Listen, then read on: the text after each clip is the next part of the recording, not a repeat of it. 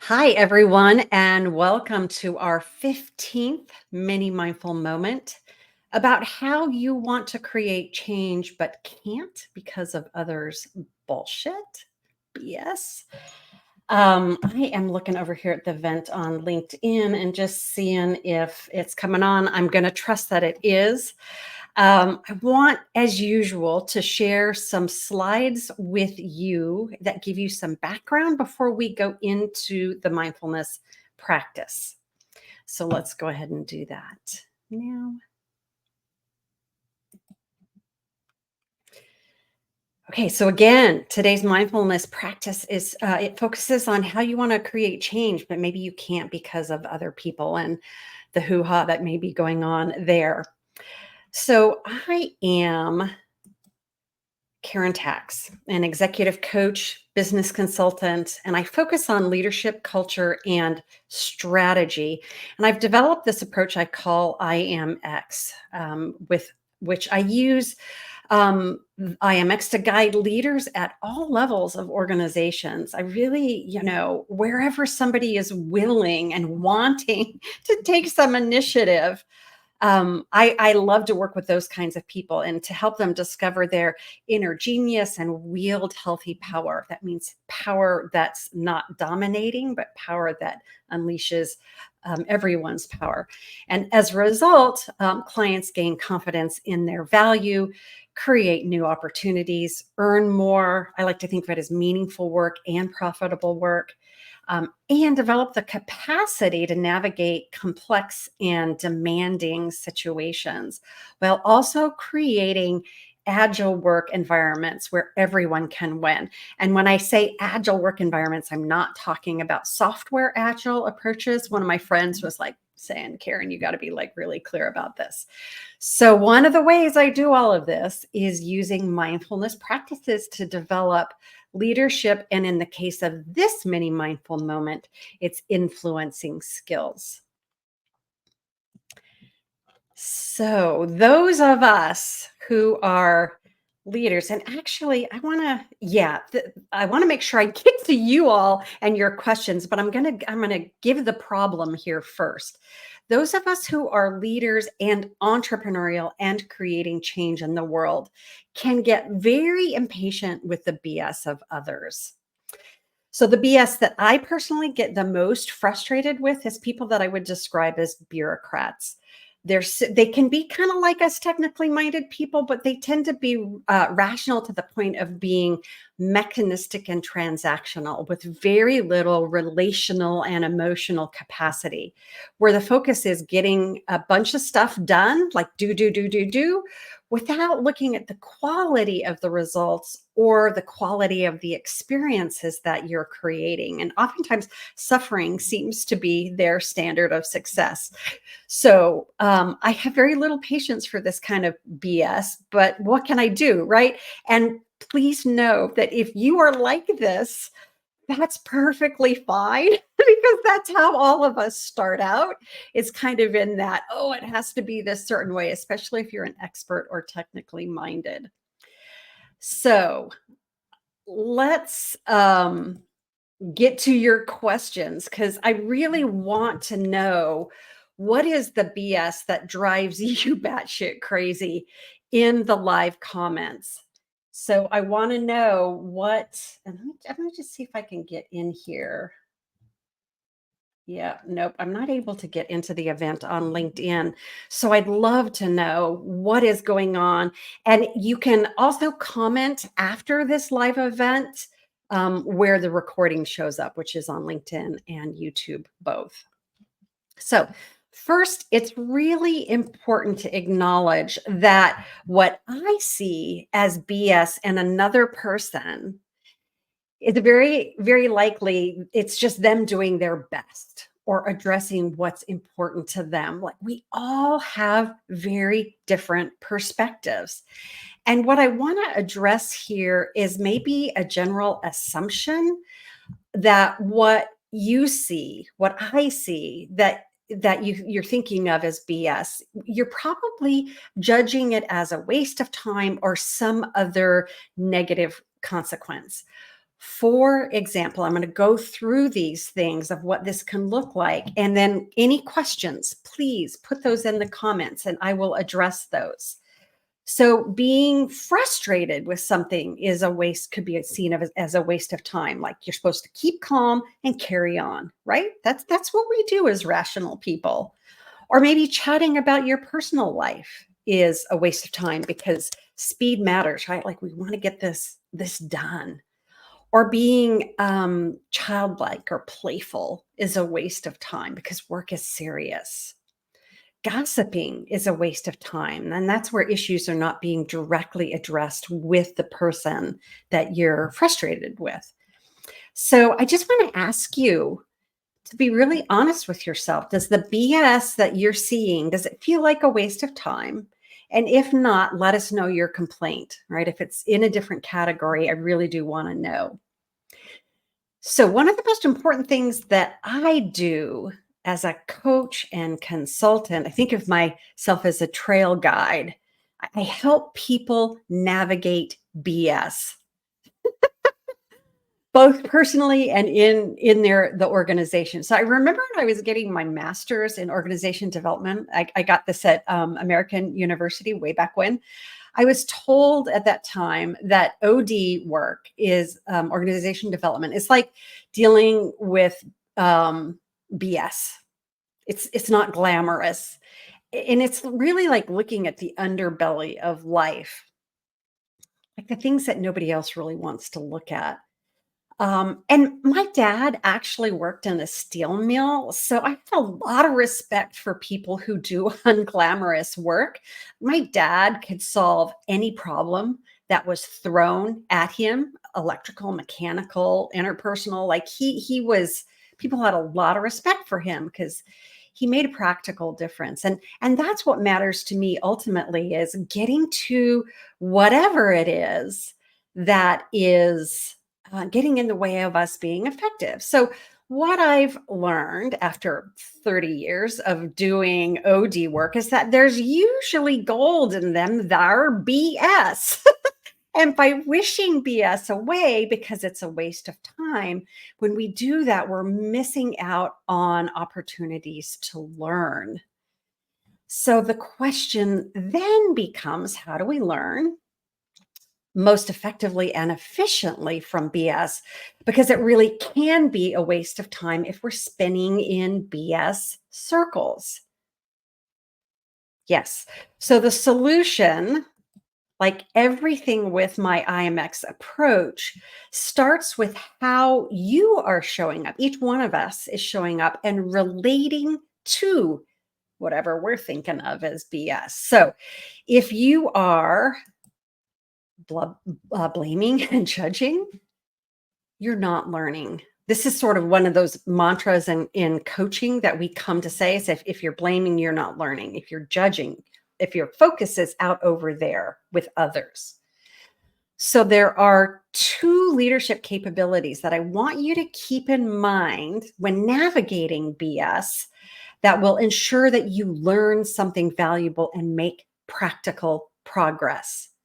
First, you see it on the slide here.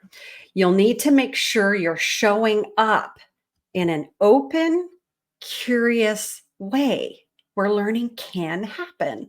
If you're caught up in the judging and frustrated and in your own reaction, you're not going to learn. The second is that you're going to need to bring a bigger purpose or vision or goal to the situation, a possibility that's bigger than the BS that those involved can agree to and focus on. So, both of these leadership capabilities require that you understand your personal nervous system state. And this is a graphic that a super simplified version of it that comes from my Define Your True Self course that shows how to navigate between these states that are shown here. So they contain, starting at the bottom with the gold X, this I am X factor. I think of it as your X factor, where you're showing up in a best self responsive nervous system state where learning is expanded. I call that responsive, connecting. And then all of this in the gray above that, that's the IMX drama cloud, where you're showing up in some sort of a reactive nervous system state where learning is limited. And this is all based on polyvagal, Stephen Porges and polyvagal theory and all of that. And when I started doing all of this stuff, all that, the polyvagal stuff didn't even exist when I started developing. This was just me observing what was happening within me, within my clients, between me and my husband, that kind of stuff. So it's the X, that X factor, where that's where you can tap into greater possibilities, which often ironically come from learning from drama, which can inform your vision of what it is that you really, where you're headed, what you really want. It makes that vision piece more clear when you can see through clouds of drama, but yet engage with drama. Okay, so let's get practical and look at those time wasters again. So if being frustrated is, if you look at that, it's important to pay attention to it because it means that something could be working better. Frustration is how we learn what's really important to us, what matters to us. So that's useful information. Chatting about your personal life is an important way to learn about each other. That's just being authentic. Excuse me, I'm speaking too much. I need to drink. So, sharing who you are is building authentic and trusting relationships as you learn about each other. That's classic team building, but we can just do that on an ongoing basis. It's amazing to me how little people actually reveal about each other to each other, even like, somebody for 30 years and you don't actually know them. Going slow as you work is a way to make sure you're doing the right work and doing it well. So this allows you to access what processes to get your work done actually are efficient. And then as you learn that, you can pick up your speed, your efficiency. Being childlike and playful is how you know you're being creative and innovative together. If that's important, then you want to make sure that this is happening because it's one of the most important signs of innovation and creativity. And then gossip. Gossip is a waste of time. Yes, I actually agree with this. And gossip should be shifted into direct conversations with people being discussed with the BS, blame, and judgment sorted out. So don't do the dump and run with the, here, let me just tell you what you did wrong and then exit and not continue to engage. That's not okay, frankly. So we can think of BS as being like the drama of life, fodder for entertainment, and more importantly, fodder for learning. So being the gardener that I am, I always think of drama as the soil of life.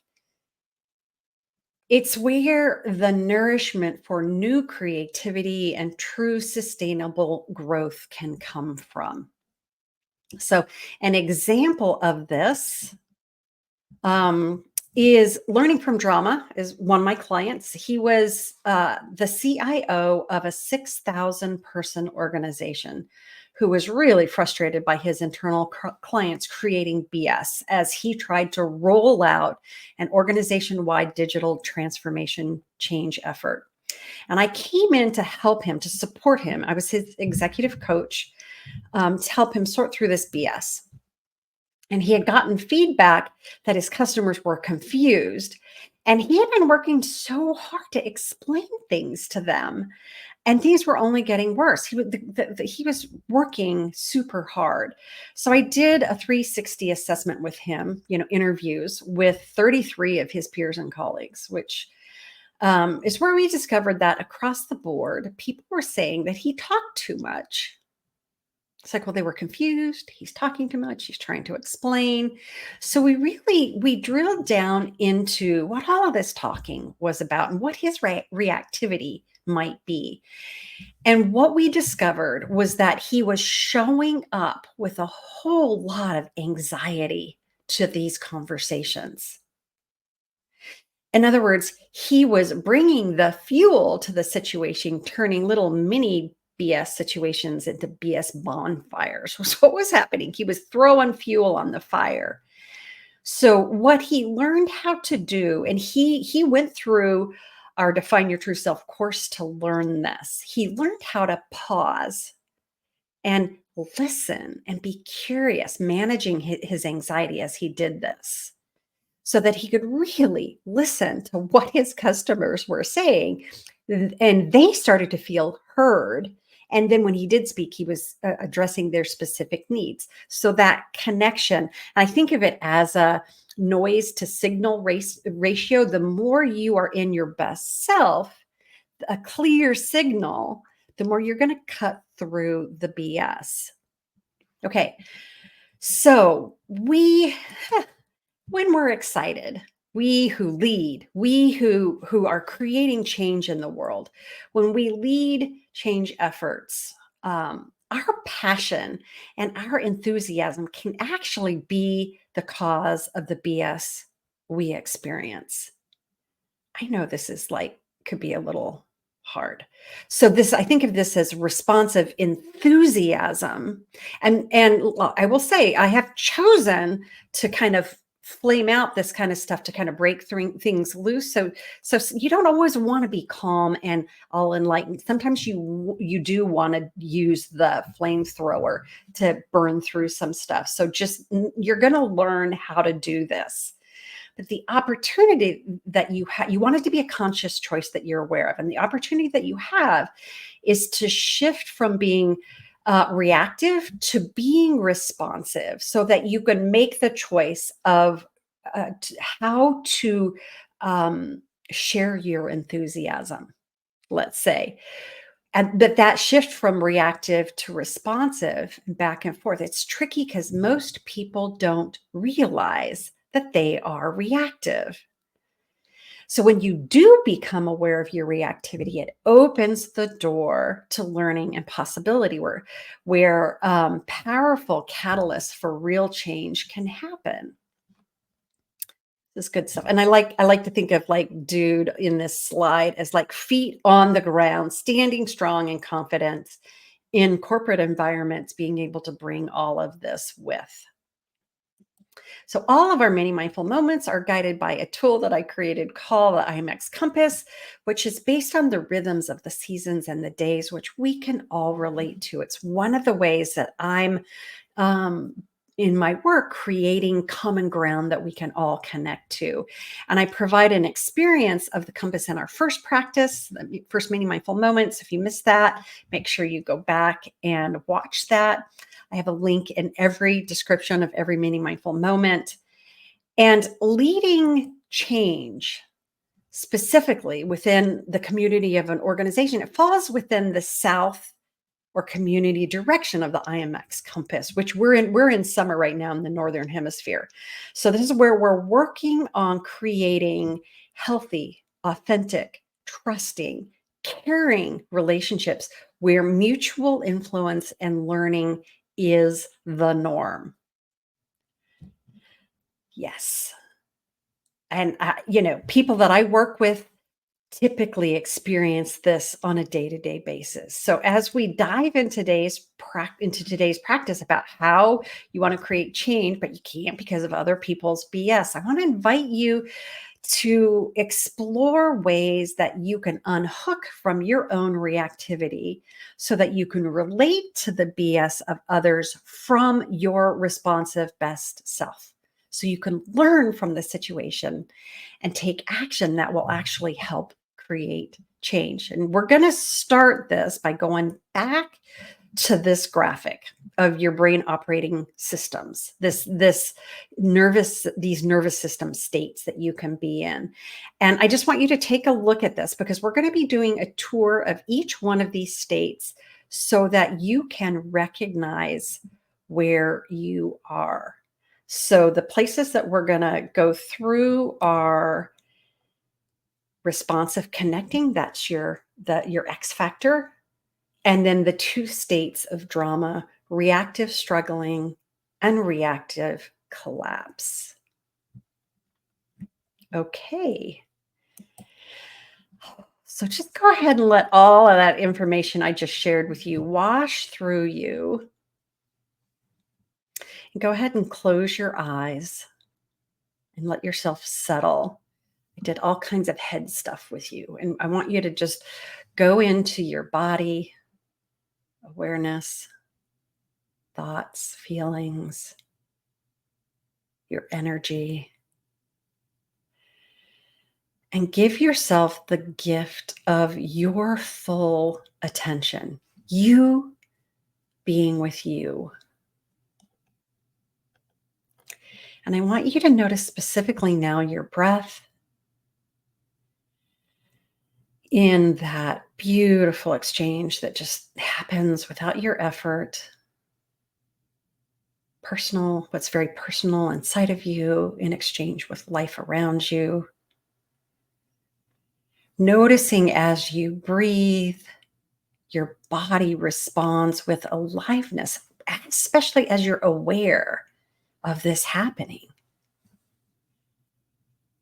So let yourself notice your breathing here for a moment.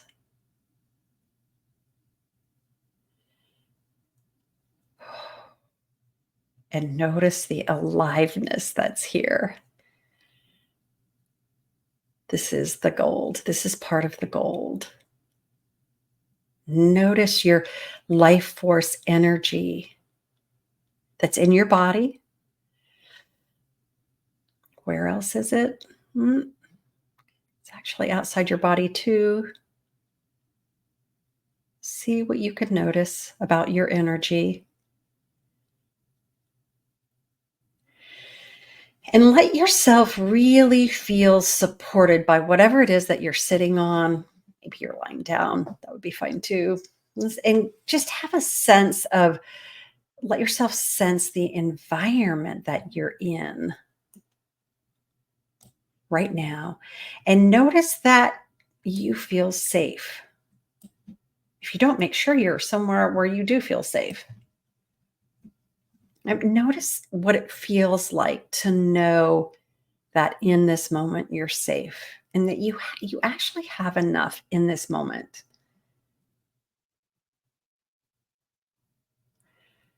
Your breath, your aliveness, your enoughness. And as you notice your aliveness, let the energy of you drop down into the ground, deep down. Energy is running through your body, down through your feet. And feel yourself being tethered to the earth through your energy or life's energy. Which is it? It's both. All.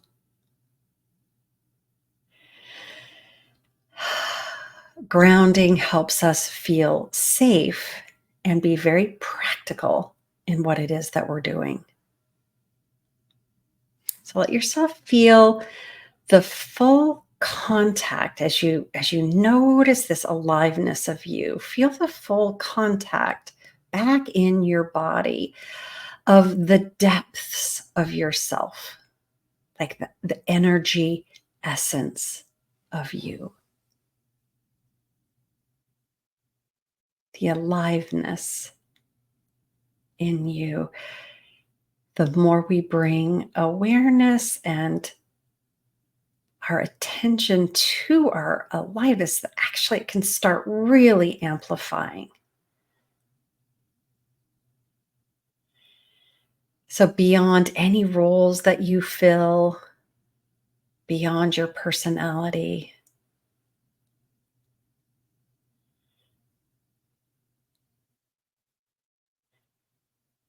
this energy and aliveness of you is steady and constant.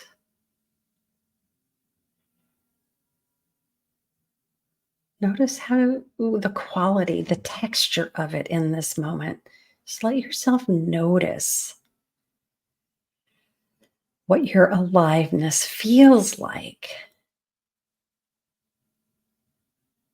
I'm noticing a lot of dynamic movement right now. So it's steady and dynamic, both. So this part of you that's always safe, no one can harm this part of you.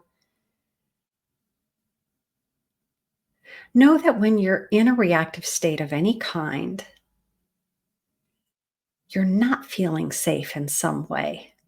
There's a threat response that's going on in your body. And it can make it impossible to make a choice that is anything other than an automatic habit. So, creating change starts with you, not with others. So, right now, we're building your capacity to shift between reactive and responsive. The goal here is not to always be in responsive. I know that's what most people are thinking, and that's not the deal here. As you move between responding and reacting, you are transforming. And this is how you will have more choice in how you take action. So let's go into our tour. Responsive connecting. This is the ventral vagal part of your nervous system. And I want you to bring to mind an experience where you have felt connected with someone or a group. You're collaborating, you're cooperating, open, engaged, compassionate with yourself and others, feeling that connection. And your energy is modulated, it's going up and down as needed. So you might think about, like, I'm curious about the world and my place in it. Or I'm curious about what's going on with this BS. Think of a time where you felt something like this. You know, oftentimes we can go there with our children, remembering, or like when we felt good with our kids and it was frustrating. So let your body be relaxed as you can. And at the same time, engage with whatever it is you're thinking of from a place of confidence and clarity and courage. Think about that BS and think about being responsive, connecting. What words, just in your mind, let them come up? What words would you use to describe you being in responsive, connecting? And notice what happens to your body as you do this.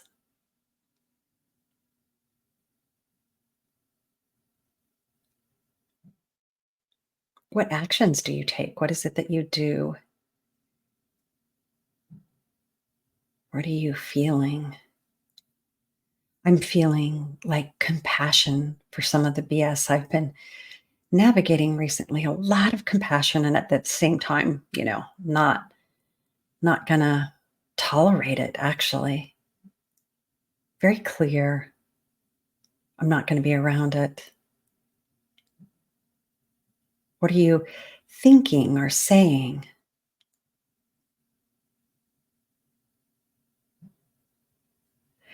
So I want you to reflect on and keep reflecting on, how do you know when you are in responsive connecting?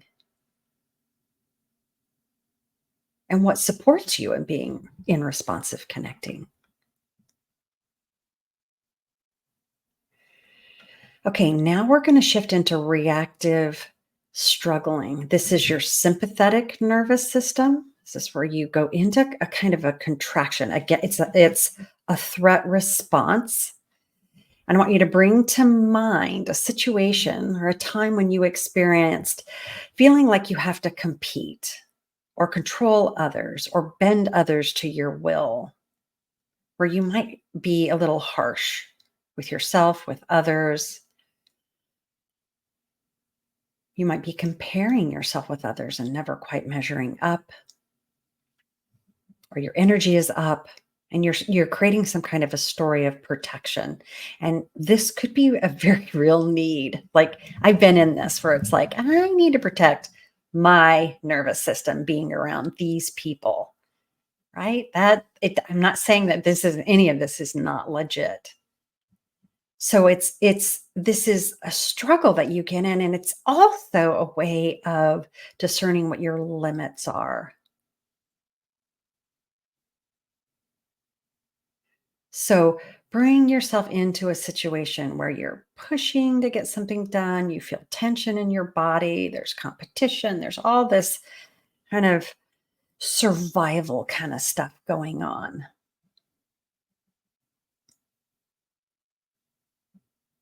What words would you use to describe you being in reactive struggling?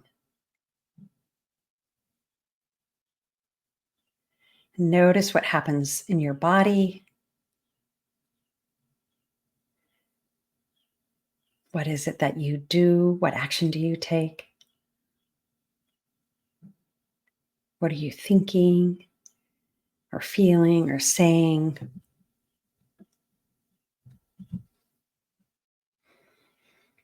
So, how do you know when you are in a reactive struggle? And what triggers you into this? What are the kinds of things, like I need certain kinds of behavior with people in order to be able to be in responsive states. I need people to kind of be there with me.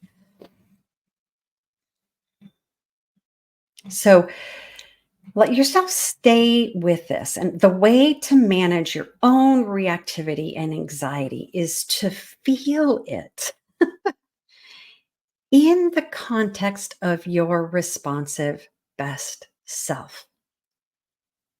So notice in this moment if you can still access some of your responsive connecting aspects: calm, open, engaged, centered, feeling like deeply connected to yourself. Maybe you can feel it, maybe you can't. Just know that your calm, centered, alert, responsive self is always here. It's never not here. It's just whether we can access it or not. Okay. Now, finally, we're going to go into reactive collapsing. This is the dorsal vagal part of the nervous system.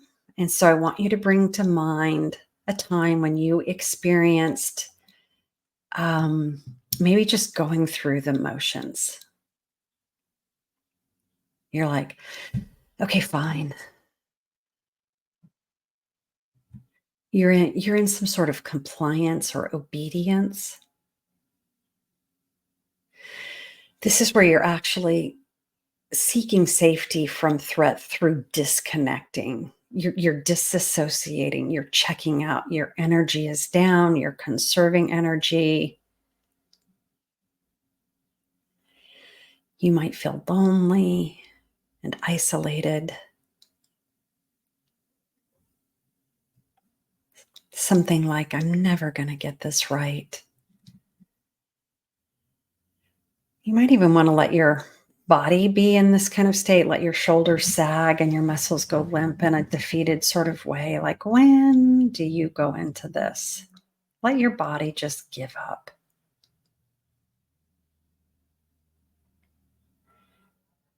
So, what words would you use to describe you being in reactive collapse?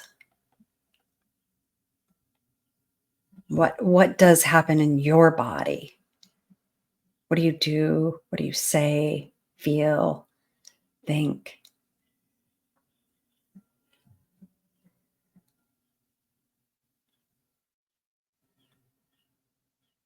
I get melancholy, really sad. How do you know when you're in reactive collapse?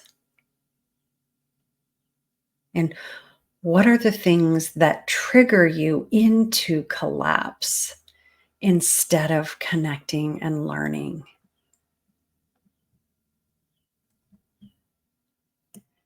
Okay, I want you to notice what's happening with your body right now in this moment after we did this tour of these many aspects of your nervous system. Might do a head to toes kind of scan.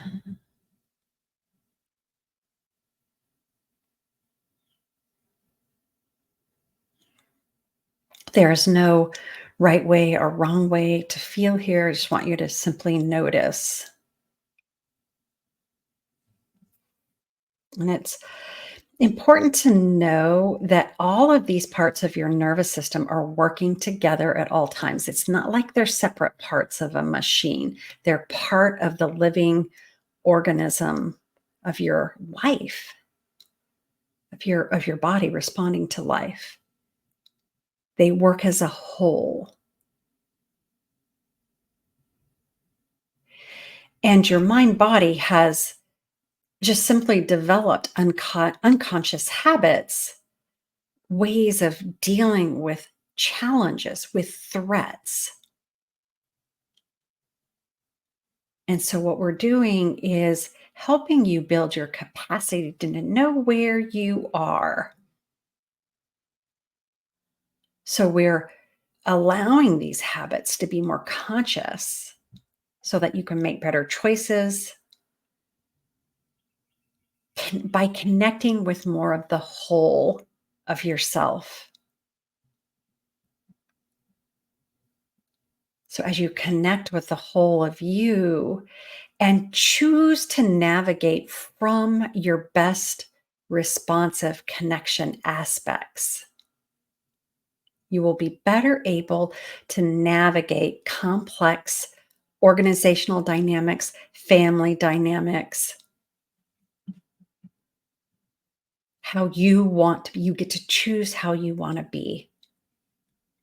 So, again, what are you noticing in your body now?